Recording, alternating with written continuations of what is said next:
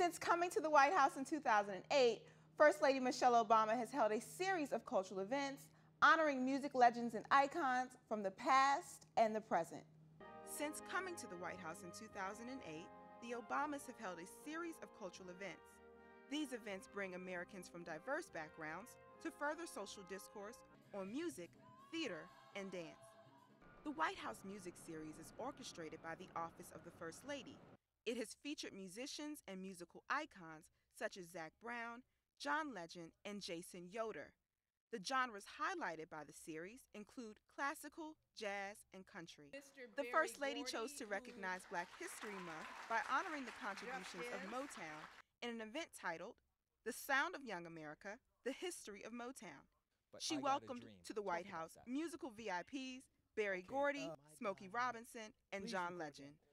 While at the event, the First Lady told her student attendees that she hosts these sorts of programs because she believes the doors of the White House should always be open to everyone. When we moved to this house a couple of years ago, we wanted to open these doors as wide as we could, especially for young people like you.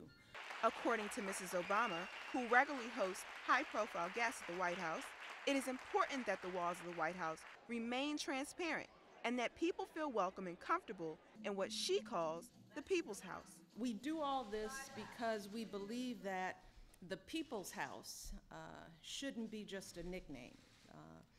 We believe that prime ministers and VIPs shouldn't be the only ones who feel comfortable walking through these doors. We feel that everyone should feel like they belong here, sitting right here in the state dining room.